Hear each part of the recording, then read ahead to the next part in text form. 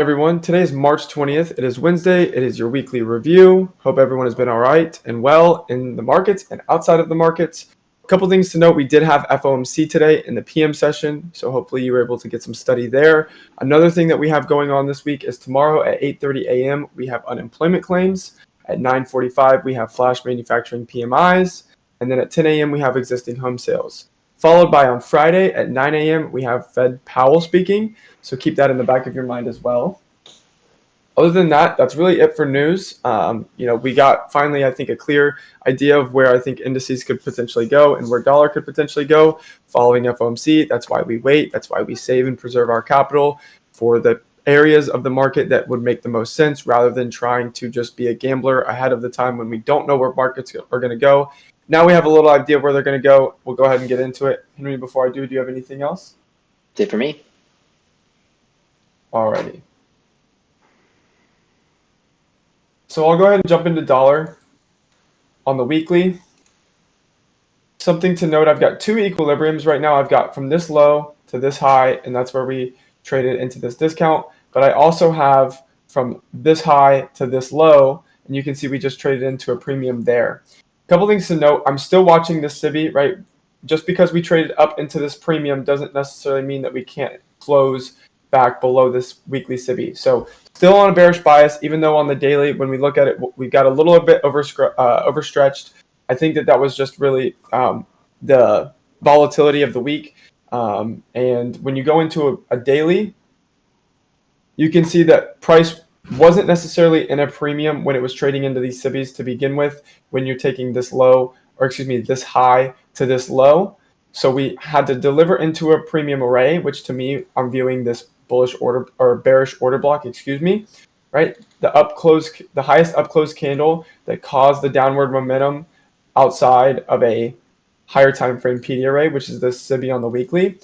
Price came up into that in the premium from this high to this low, hits the order block, and now you're seeing this reaction from it. So going forward during the week, I would like to see dollar continue to now use these as resistance, right? That's my main goal. I'd be targeting this low at 102.350 as sell side liquidity, and then I would be considering the main draw on liquidity, this weekly inefficiency as well. So between this sell side liquidity at 102.358, and then the weekly BISI, and then the leftover portion we have of this daily BISI, those would be the main areas where I see price drawing. Just keep a note, we do now want to see dollar remain heavy to the downside and stay respectful of not only the weekly SIBI, but also these daily SIBIs as well as it works its way down. Other than that, that is about it for me. On dollar, I am still bearish. I do believe that the high of the week is in, if I'm correct, as long as we don't necessarily see anything crazy happen tomorrow. I do believe that Wednesday put in the high of the week here. You can see we took out Monday and Tuesday's high with a clear change in state of delivery on the daily. So keep that in the back of your mind as we have now traded back into a discount away from a premium from this high to this low. And now we could be heading towards the discount areas and here in the sell side liquidity. One last thing to note, actually, as I'm looking at this, you can just watch how we close this daily BISI.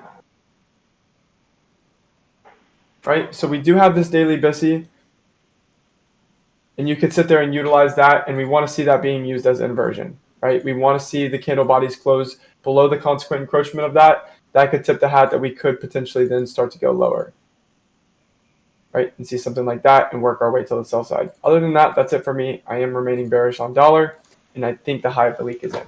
Gun to my head. All you, Henry. Okay. And with a bearish dollar, we have bullish indices. Just like we talked about on the morning chart and chat today, expecting indices to continue working higher, which is what we saw today. We'll go into each of these individually, starting with ES. On the monthly chart, you can see we made new all-time highs again today. So continuing with bullish order flow, no reason to fight against that. When we're trading at all-time highs, you want to stay focused on long opportunities. So really all you can do at this point when we're trading at all-time highs is use your projections throughout the day, wait for retracements into discount arrays and the inefficiencies that have been created within this price range, and then find opportunities where you can go long and stay with the order flow, with the bullish order flow. Okay, from a weekly perspective, you can see how past couple weeks we traded off the bullish order block right here, tapping it there, and then utilizing this little volume imbalance in here really nicely right there. To this week, expand up through the previous week's highs as expected, reaching into the buy side, and today closing right at the highs. Okay.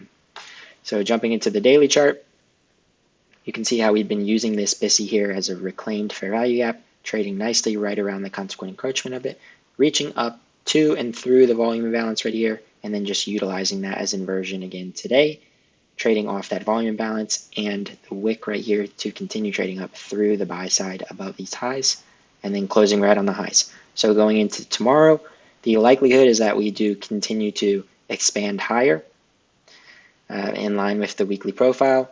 We could potentially see Thursday make the high week and then see a retracement into the weekly range on Friday. But as for now, with trading at all-time highs, I just want to keep my intention on finding opportunities in line with the long bias.